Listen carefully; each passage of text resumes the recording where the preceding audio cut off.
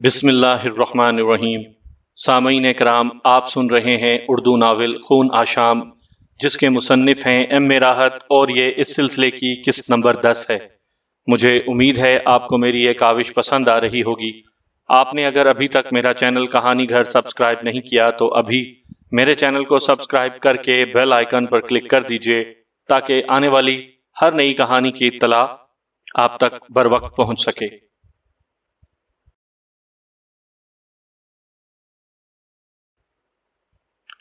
महान देवी, ये मेरा मर्द है, इसे कहाँ ले जाओगी? सीता ने डरते डरते कहा। तेरा मर्द? हाँ देवी, इसी से पूछो। क्यों रे, तूने मुझे कुछ बताया ही नहीं। मैं तो सिर्फ मर्द हूं, किसका हूं मुझे नहीं मालूम, मैंने कहा। क्या ये तेरे साथ रह चुका है? नंदा ने पूछा। हाँ। कितने समय? बस 2 दिन गुजरे हैं। धत तेरे की, और तूने इस पर कब्जा कर लिया? नारी, ऐसा कभी होता है? ये अब सदा के लिए मेरा है। नहीं देवी, ऐसा न करो, इंसाफ करो। तुम महान हो, हम तो तुम्हारी दासियां हैं, हमारी चीज हमें दो। इंसाफ करना है मुझे, चल ठीक है। तूने न्याय मांगा है तो हम न्याय किए देते हैं। और कानून ये है कि जिसकी लाठी उसकी भैंस। लाठी हमारी है, बस हमारी। अचानक नंदाक्षी ने कमर से पेश कब्ज निकाली और बेहद फुर्ती से सीता के सीने में फौंक दी। मैं दंग रह गया था। सीता पूरी तरह चीख भी न सकी थी। उसने दोनों हाथों के पेश कब्ज पकड़ी और लुढ़खड़ाने लगी। बांदियां मालिक के माल पर कब्जा करने लगे तो उन्हें जीता नहीं रहना चाहिए। मुझे एकदम गुस्सा आ गया। मुझे सीता से हमदर्दी हो रही थी। इंसान तो वो भी थी। मेरी आंखों का रंग बदलने लगा, मगर उसी वक्त मेरे कानों में चंद्रभान की आवाज उभरी। ना ब्यास ना, ये कत्ल तेरे लिए हुआ है। ये पहला कत्ल है तेरे लिए। तू बहुत बड़ा ब्यास। तेरे लिए तो 1000 मरेंगे। ये तो पहली है। नंदा का साथ दे। ब्यास की अकल से सोच। लिहाजा ताकतवर है अभी। जब इसकी ताकत खत्म हो जाएगी तो वो खुद मर जाएगी। यही इंसानों की रीत है। चल ब्यास, मरने दे उसे। बाहर किसी से कह देंगे कि उसकी लाश कुएं में फेंक दे। नंदा ने मेरा हाथ पकड़ा और बाहर चल पड़ी। वही नंदाक्षी की खूबसूरत रिहाइशगाह, जहां मोतियों का छप्पर खट पड़ा हुआ था, और जहां के माहौल में संगी मुजस्मों से ऐसी ऐसी शक्लें बनाई गई थीं कि इंसान के दिल में सोए हुए जज्बात खुद ब खुद जाग उठें। मैं जिंदगी की तवील दौड़ धूप में मसरूफ रहा था, और गालिबन इंसानी सिफात से इतना दूर हो चुका था कि अब खुद को इंसान समझते हुए खासी मुश्किल पेश आती थी। अरसा दराज के बाद जवानी के अनोखे ख्वाब देखे थे, और इन ख्वाबों की दिलकशी से बाहर तो इनकार नहीं कर सकता था। पहले संथा ने मुझे जिंदगी के अनोखे रुख से रोशनास करवा दिया था, और अब दूसरी शख्सियत सीता की थी। संथा बेशक एक ऐसा मुकाम रखती थी जिसके बारे में कहा जा सकता है कि वो मुनफरिद थी। सीता भी अपनी नोखेजियत के लिहाज से बुरी नहीं थी, लेकिन नंदाक्षी उन सब पर भारी थी। उसने अपने हुस्न जमाल को इस तरह संभाल कर रखा था कि अप्सरा लगती थी। अगर ऐसा ना होता तो बेचारे महाराजा बेजा नगर उल्लू ना बने होते। न जाने महल में मौजूद रानी का क्या हाल होगा। ये अलग ही खेल थे, और आशीष भगवंत ने मुझे अब इस संसार में भेजकर इन सारे खेलों से रोशनास होने की हिदायत की थी। ये सब काफी अच्छा था, और यहाँ गालिबन मेरी इंसानी फितरत मेरी रहनुमाई कर रही थी। मैं तो खून आशाम था, एक अलग शख्सियत का मालिक। लेकिन इसे देखो, अपनी जैसी एक मासूम लड़की का खून करके आई है, लेकिन पेशानी पर शिकन भी नहीं है। ये इंसान का रूप है। नंदाक्षी मेरी कुर्बत से सरशार थी। उसने मखमूर लहजे में कहा, ब्यास, भगवान भी क्या अनोखा है।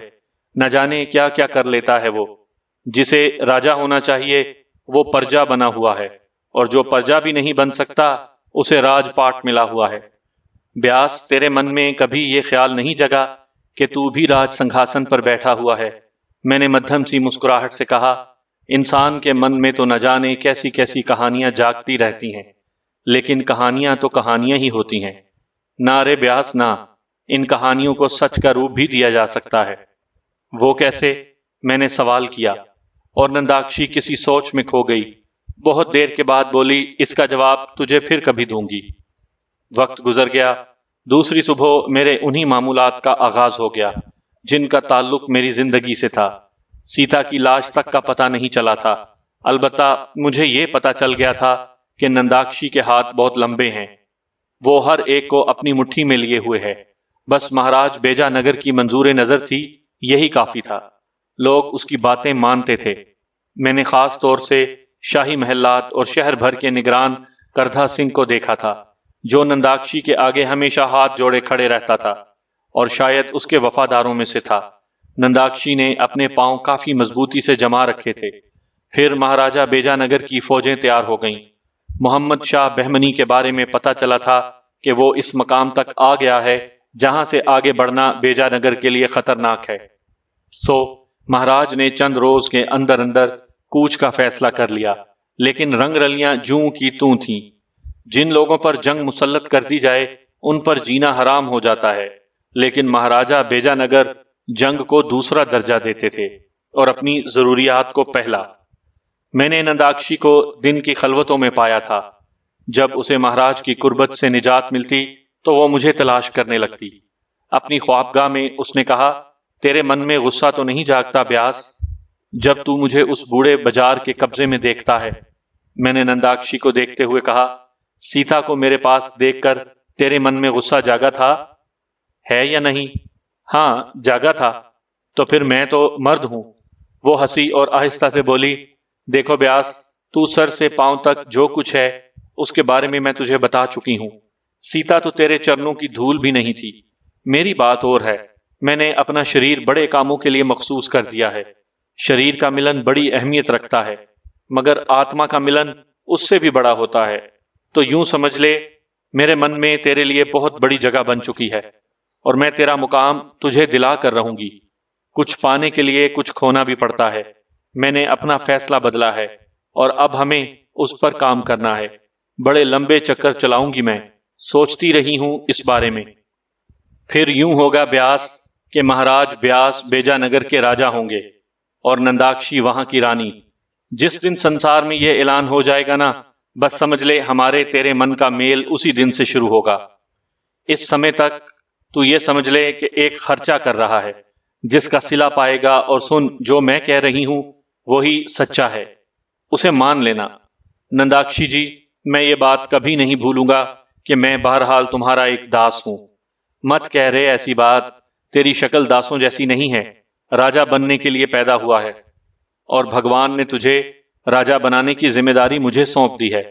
चाहे मैं रानी बनूं या ना बनूं, जीवन दान कर दूंगी तुझ पर। और अब ये सुन कि मैंने अपना फैसला बदला है कि मैं महाराज के साथ जंग पर नहीं जाऊंगी। पहले मेरा ख्याल था कि हम लोग वहां जाएंगे, महाराज करेंगे जंग और हम करेंगे ऐश, लेकिन अब चाल चलूंगी और महाराज को जंग पर भेज दूंगी। वो खिलखिलाकर हंस पड़ी। मैं भी खामोश हो गया था। महाराजा बेजानगर जंग की तैयारियों में मसरूफ था। हालांकि यूं लगता था जैसे बस मजबूरन ही वो अपना ये फर्ज अंजाम दे रहा हो। मैं यहाँ के हालात भी देख रहा था। महाराजा ने अपने भाई जंग केदारी को अपना कायम मुकाम बना दिया था और जंग केदारी इससे भी ज्यादा गया गुजरा आदमी था। बहरहाल जंग पर जाने की तैयारियां जोरों पर थीं और उस रात जब नंदाक्षी सरमस्तियों में डूबी हुई मेरी कुर्बत में थी कि अचानक महाराजा बेजानगर नंदाक्षी की रिहाइश गाह का दरवाजा खोलकर अंदर आ गए। मुझे भला किसी का क्या खौफ, लेकिन इंसानी फितरत जब अपनी असलियत में होती है तो उस पर कोई दूसरा रंग गालिब नहीं होता। मैं उस वक्त महाराजा बेजानगर की अचानक आमद से सचमुच खौफजदा हो गया था, लेकिन यह बात मुझे तस्लीम करना पड़ी कि नंदाक्षी औरत होने के बावजूद आसाबी तौर पर निहायत ताकतवर थी। लम्हों में किए जाने वाले ठोस फैसले मामूली लोग नहीं करते। नंदाक्षी ने नीम गशी की कैफियत इख्तियार कर ली थी और निढाल सी हो गई थी। राजा ने मुझे देखते हुए कहा, तू कौन है रे? मैं खामोश खड़ा हो गया था। नंदाक्षी ने एक हिचकी सी ली, अपनी जगह से उठी और दौड़कर महाराज से लिपट गई। बचा लो भगवान, मुझे बचा लो। हाय राम, ये पापी मेरी इज्जत लूट लेगा, बचा लो मुझे। नंदाक्षी, नंदाक्षी, होश में आ। कौन है ये क्या क्या हो गया? बहुत मारा है इसने मुझे महाराज, गर्दन दबाई है मेरी। देखो ये निशानात देखो। उसने अपनी गर्दन ऊंची कर दी। हालांकि उसकी गर्दन पर कोई निशान नहीं था, लेकिन वो अपनी गर्दन महाराज को दिखा रही थी। महाराज का चेहरा गुस्से से सुर्ख हो गया। है कौन ये पापी? अरे तू बोलता क्यों नहीं, कौन है? सिपाही हूं महाराज आपके महल का, मैंने खुद को संभाल कर कहा। अकल ने फौरन ही कहा था कि नंदाक्षी अपनी जान बचाने के लिए खेल बदल रही है। यहां क्या कर रहा था कुत्ते कमीने? पहरा दे रहा था महाराज। तो अंदर कैसे घुस आया? मैं बताती हूं। ये पहरा दे रहा था, मगर इसके मन में चोर था। बार बार दरवाजा खोलकर अंदर झांकने लगता था।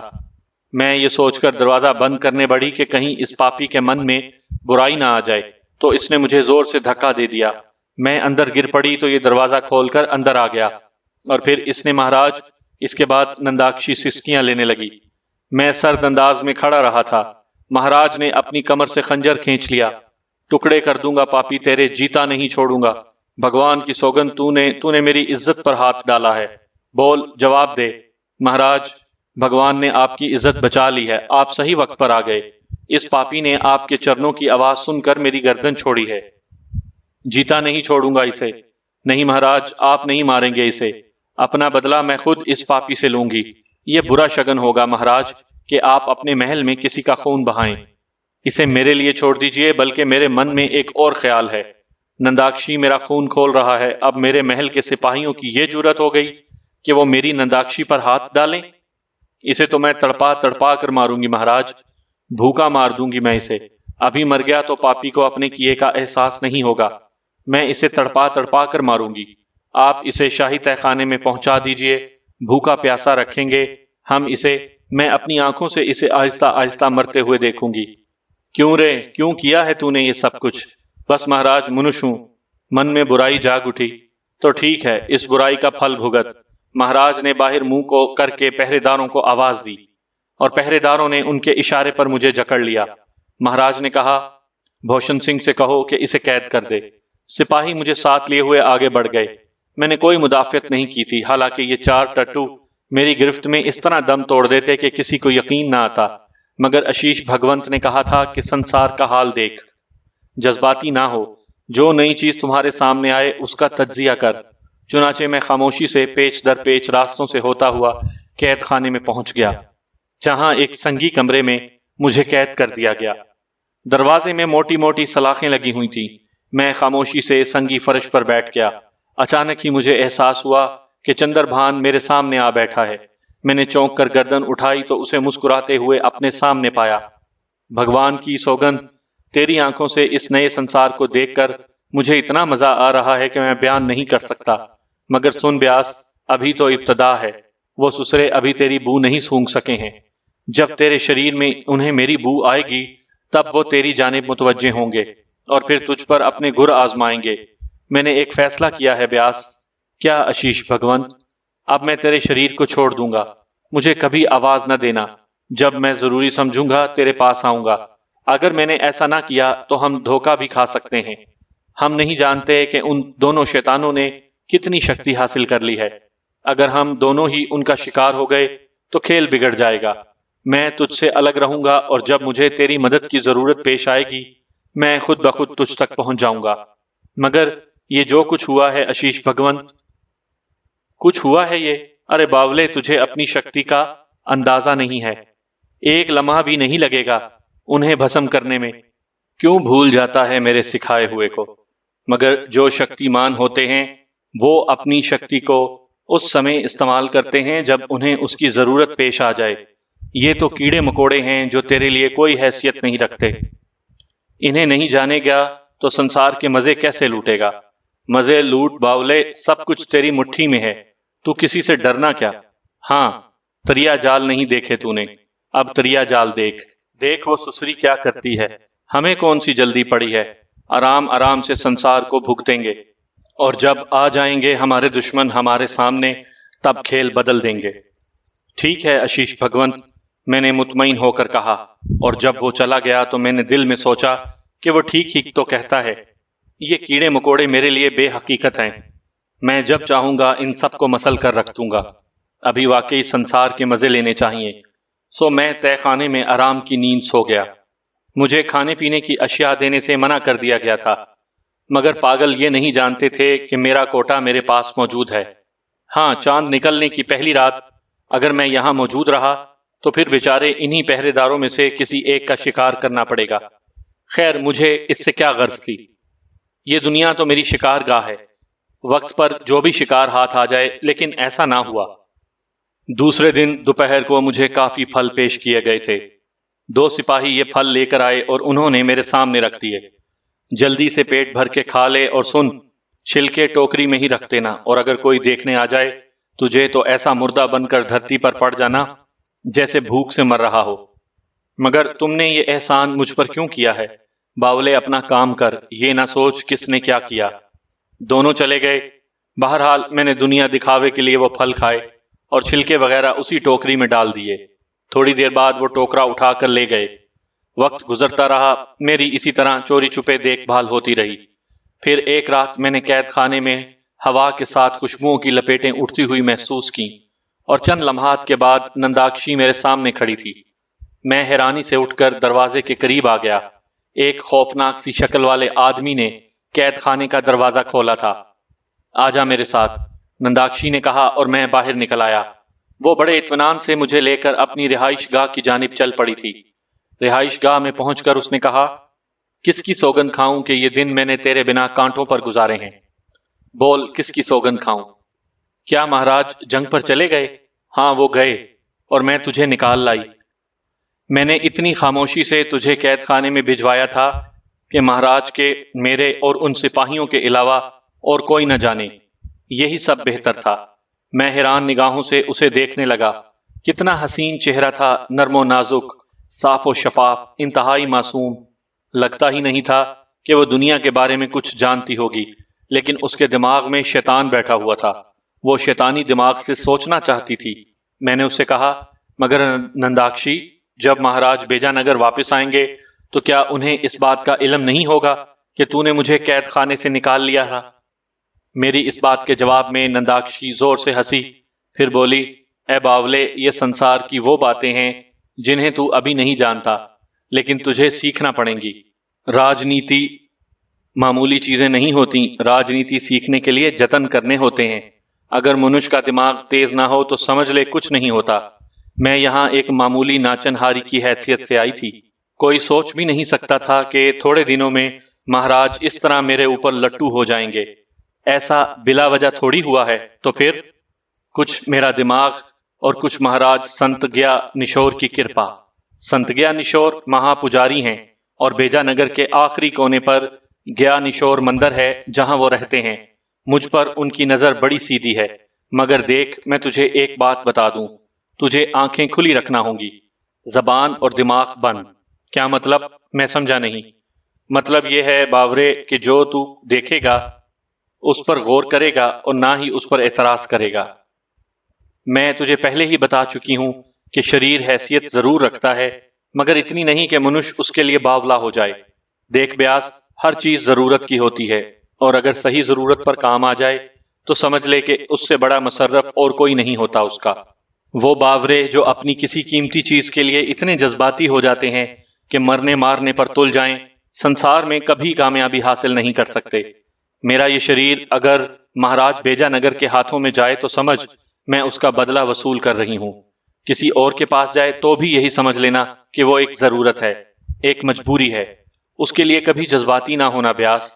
कुछ हासिल करने के लिए कुछ खोना पड़ता है। असल चीज तो आत्मा होती है। मैंने अपनी आत्मा तुझे दे दी है। बस समझ ले, जहां से भी गुजरूंगी तेरे ही ख्याल के साथ गुजरूंगी। सामीन इकराम, आप ये कहानी मेरे चैनल कहानी घर पर सुन रहे हैं। आपने अगर अभी तक मेरा चैनल कहानी घर सब्सक्राइब नहीं किया तो अभी मेरे चैनल को सब्सक्राइब करके बेल आइकॉन पर क्लिक कर दीजिए, ताकि आने वाली हर नई कहानी की इत्तला बर वक्त आप तक पहुंच सके। ये सारी बातें सचमुच मेरी समझ में नहीं आई नंदाक्षी। हर काम आहिस्ता आहिस्ता होता है। कह चुकी हूं कि राजा बनाऊंगी तुझे बेजानगर का, तेरे नाम की जय जयकार कराऊंगी, और खुद तेरी रानी बनकर जीवन का आखिरी सांस बसर करूंगी। औरत ऐसी ही बावली चीज होती है। मर मिटे तो जीवन त्याग दे, दुश्मन बने तो जीवन डस ले। क्या समझा? मैं और कुछ समझा या नहीं समझा था, लेकिन मुझे ये एहसास हो रहा था कि नंदाक्षी की कुर्बत बहुत दिलकश है, और दिल के गोशों में ये एहसास हमेशा उभरता है कि उसके मरमरी वजूद को अपने आप में जम कर लिया जाए। अगर बेजानगर का राजा उसका गुलाम बन गया था तो कोई ऐसी अनोखी बात नहीं थी। उसके हसीन वजूद में ऐसी ही कशिश पोशीदा थी। बाद में उसने मुझे बताया कि यहाँ महल में बहुत से ऐसे लोग मौजूद हैं जो उसके चरण धो धो कर पीते हैं, हालांकि उन्हें उसके सांसों की कुर्बत भी नहीं मिलती, लेकिन वो उसके परिस्तार हैं, वरना पहरेदार इस तरह उसकी बात मानकर मुझे आजाद क्यों कर देता। करधा सिंह महल का निगरान था, लेकिन नंदाक्षी के इशारों पर नाचने वाला। हाँ महाराज, जंग केदारी, जिन्हें राजा बेजानगर अपना कायम मुकाम बनाकर छोड़ गया था, बड़ा सख्त मिजाज आदमी था। अपने भाई की गैर मौजूदगी में उसने सारा निजाम बड़ी खुश असलूबी से संभाल लिया था। पता नहीं नंदाक्षी के क्या क्या मशागिल रहते थे, लेकिन अब उसकी रातें मेरे साथ पुरसकून गुजरती थीं और उस वक्त वो सिर्फ मेरी परस्तार हुआ करती थी। ये गालिबन उस कशिश का नतीजा था जो आशीष भगवंत ने मेरे वजूद को बख्श दी थी। एक ऐसा वजूद जो आग में तपकर कुंदन हुआ था, जमीन की गहराइयों से जिसने ठंडक हासिल की थी। उसमें वो सब कुछ था जो निचोड़ होता है, और उस निचोड़ को नंदाक्षी अपना समझ रही थी। और सचमुच उसके जज्बात, उसकी पुरमोहब्बत बातें और उसकी अपनायत इस बात का एहसास दिलाती थी कि वो सारे संसार में सबसे ज्यादा मुझे चाहने लगी है।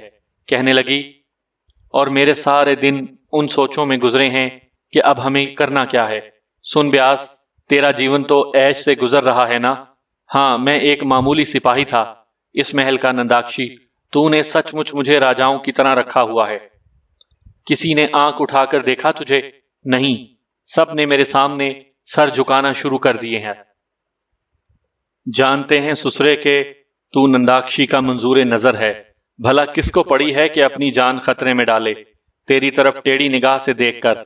असल में सबसे बड़ी परेशानी यह है मुझे कि जंग की खबरें नहीं मिल रही। मैं ये जानना चाहती हूँ कि राजा बेजानगर की वापसी के क्या इम्कानात हैं। क्या मतलब? मैंने हैरत से पूछा, और वो सोच में डूब गई। फिर उसने कहा, नहीं महाराज, जंग केदारी को जरा देखना होगा। अब तक हम दोनों का कभी आमना सामना नहीं हुआ, लेकिन मुझे पता है जवान आदमी है, और फिर इस वक्त महाराज की हैसियत संभाले हुए हैं। मन की शांति किसे नहीं चाहिए होती।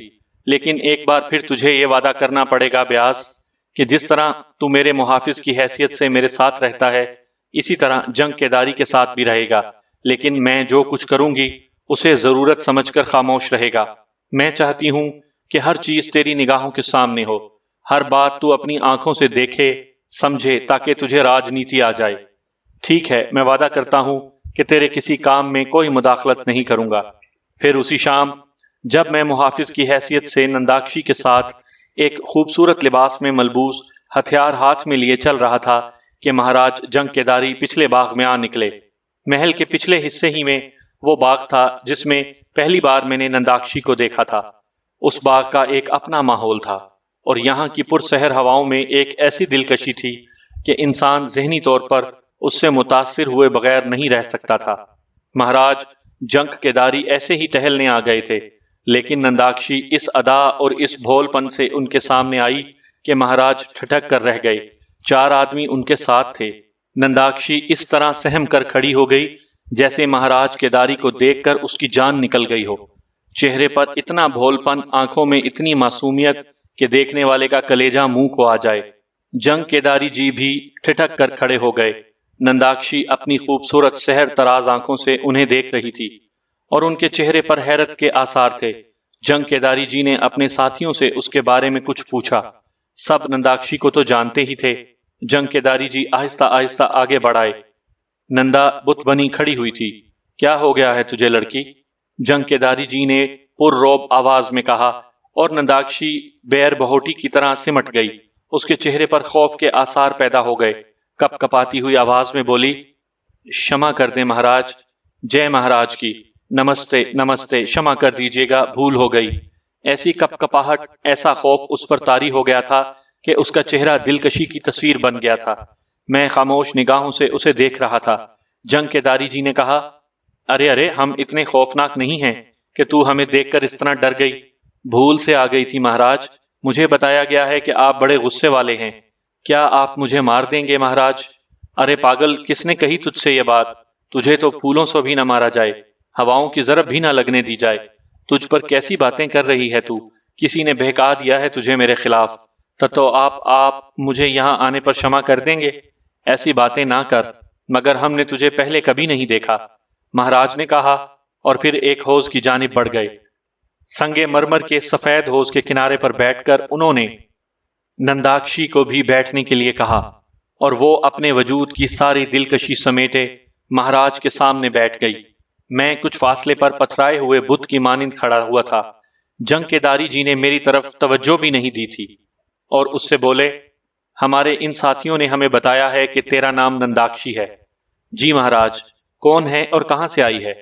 बहुत दिन पहले की बात है महाराज, रतनपुर से यहाँ आई थी। दासियों में जगह मिल गई थी, मगर महाराज ने मुझे अपनी खास दासी बना लिया। और ये बहुत अफसोस की बात है नंदाक्षी, इतने हसीन फूल को महाराज ने अपने कब्जे में रखा हुआ था। असल में हमने तुझे देखा ही नहीं था, वरना भाई हैं वो हमारे, हम तुझे उनसे मांग लेते। क्या क्या मैं इस काबिल हूं महाराज? नंदाक्षी ने हसरत भरे लहजे में कहा, अरे क्या तेरे दिल में ये बात है कि तू बड़े महाराज के बजाय हमारे साथ होती? मैं बहुत बेवकूफ हूं महाराज। मेरी ताई जी कहती थीं कि बस पागल होने में थोड़ी ही सी कसर रह गई है। मेरे मुंह में जो आता है फट से कह देती हूँ। ये पागलपन की बात नहीं, तेरे जैसे हुस्न वजूद को सच्चाइयों ही के साथ चलना चाहिए। अगर तेरे मन में फरेब आ जाता तो तेरे चेहरे में फूल जैसी शुगुफ्तगी कहाँ होती। जंकेदारी जी जाल में जकड़ते जा रहे थे। तो फिर बात यह है महाराज कि कहाँ एक ताज़ा ताज़ा खिला हुआ फूल जिसकी खुशबू सारे जग में महक जाती है, और कहाँ बूढ़े महाराज जिन्हें जिन्हें होश भी नहीं रहता। जंकेदारी जी बड़े जोर से हंसे, फिर बोले, अगर ऐसी बात है तो हम तुझे खुशबू की तरह अपने वजूद में समो देने के लिए बेचैन हो गए हैं। मगर महाराज, मैं तो बड़े महाराज की दासी हूँ। दासी है, रानी तो नहीं है। वजंती महारानी की हम पूरी तरह इज्जत करते हैं, लेकिन जब मन मिल जाए तो फिर यह जरूरी नहीं होता कि महाराज की एक दासी बस उनकी ही दासी रहे। बड़े भाई हैं हमारे, हमसे पूछा तो कह देंगे कि बस भूल हो गई है हमसे, अब नंदाक्षी को हमें ही दे दें। हाय राम, आपकी दासी बनकर मेरा जीवन कितना शांत हो जाएगा। नंदाक्षी सरमस्त लहजे में बोली, बनकर क्या, अब तू हमारी दासी बन चुकी है नंदाक्षी। भाग है मेरे, भाग है मेरे महाराज, नंदाक्षी ने जंकेदारी जी के चरणों में झुकते हुए कहा। नारी ना, तेरी जगह तो हमारी छाती में है, हमारे पैरों को ना छू। जंकेदारी महाराज ने उसके नरम गुदाज शानों को अपने बाजुओं में लिया और अपने करीब कर लिया। वो महाराजा थे, उनके अलावा जितने लोग उस महल में बसे हुए थे इंसान थोड़ी थे, दीवार थे, अपने आप में उग आने वाली कौंपलें थे, और उन चीजों की महाराज को कभी परवाह नहीं होती थी। नंदाक्षी में भी यही खूबी थी कि वो किसी के सामने शर्माना नहीं जानती थी। हाँ, अगर उसे शर्माने का काम करना पड़े तो फिर वो उसी तरह कर लिया करती है जिस तरह रक्स और रक्स में वो अपना सानी नहीं रखती थी। जंकेदारी महाराज को इस तरह उसने अपने जाल में जकड़ा कि सारी चौकड़ी भूल गए और उसके नाम की माला जपने लगे। मुझे तो वो पहले ही समझा चुकी थी कि जो कुछ कर रही है मेरे लिए ही कर रही है और उसे बाकी किसी शय से कोई दिलचस्पी नहीं है। चुनाचे मैं भी उससे ताउन करूं, और मैं भला दीवाना तो नहीं था कि सिर्फ एक औरत के लिए किसी खास एहसास का शिकार हो जाता। असूली तौर पर तो इतने अरसे यहां मुझे रुकना भी नहीं चाहिए था, लेकिन कोई खास नजरिया भी तो नहीं था जहन में। जाऊंगा, लेकिन उस वक्त जब थोड़ा बहुत यहां से सीख लूं, और ये तो सीखने का दौर था जो मैं सीख रहा था। नंदाक्षी अमूमन जंकेदारी के साथ नजर आती थी, और जंकेदारी जी महाराज ने अब राजपाट के कामों में दिलचस्पी लेना छोड़ दी थी। उधर महाजे जंग से अच्छी खबरें नहीं मिल रही थीं। सलमान बादशाह मोहम्मद शाह बहमनी ने इतने बड़े लाओ लश्कर के दांत खट्टे कर दिए थे, फिर भी महाराज बेजानगर महाज जंग पर डटे हुए थे। अपने साजो सामान और मालो असबाब की बिना पर वो मोहम्मद शाह के तूफान को रोके हुए थे। उधर बेजानगर से टोलियों की टोलियां मदद के लिए भेजी जा रही थीं, और लड़ाका जवानों की बेजानगर में तादाद कम से कम होती जा रही थी। रानी वजंती को इस बात की खबर मिली कि जंकेदारी अपनी जिम्मेदारियां सही तौर से नहीं निभा रहा। मैदान जंग में तो महाराज बेजानगर अपनी बहादुरी के झंडे गाड़ रहे थे, और इधर महल में रानी वजंती न जाने क्या क्या खेल तमाशे रचाए हुए थी। बेशुमार कुंवारी लड़कियां दान की जा रही थीं। देवियों देवताओं के नाम पर उन्हें जिंदगी की तमाम आसाइशों से दूर कर दिया गया था, और सफेद कपड़े पहनाकर सिर्फ भजन कीर्तन करने बिठा दिया गया था। ये रस्में थीं यहाँ की, जिनसे फतह के लिए दुआएं मांगी जाती थीं। जिन लड़कों को कन्यादान कर दिया गया था उनका अज़म था कि अब वो संसार की किसी बुराई में हिस्सा नहीं लेंगी और भगवान के नाम पर जीवन बिता देंगी, बशर्त ये कि भगवान उनकी आरजू पूरी कर दे और मोहम्मद शाह बहमनी को शिकस्त हो जाए। कथाएं कही जाती थीं और रामायण और भगवत गीता पढ़ी जाती थी। महल के मामलात ज्यादातर करधा सिंह के सुपुर्द थे और बेजानगर के मामलात जंग केदारी देखता था, लेकिन अब जंग केदारी सिर्फ नंदाक्षी को देख रहा था। रानी को ये तो पता नहीं चल सका कि जंग केदारी की अदम तवज्जोही की वजह क्या है, लेकिन ये पता चल गया था कि वो राजपाट के कामों में दिलचस्पी नहीं लेता। फिर उस वक्त रानी वजंती बारादरी पहुंची जब महाराज जंग केदारी अपने बड़े भाई महाराज बेजानगर की तर्ज पर अंदर सभा सजाए बैठे थे। सामईन कराम, आप सुन रहे थे उर्दू नावल खून आशाम, जिसके मुसन्निफ हैं एम.ए. राहत और ये इस सिलसिले की किस्त नंबर 10 थी। मुझे उम्मीद है आपको मेरी ये काविश भी पसंद आ रही होगी। आपने अगर अभी तक मेरा चैनल कहानी घर सब्सक्राइब नहीं किया तो अभी मेरे चैनल को सब्सक्राइब कर लीजिए ताकि आने वाली हर नई कहानी की इत्तला बर वक्त आप तक पहुंच सके।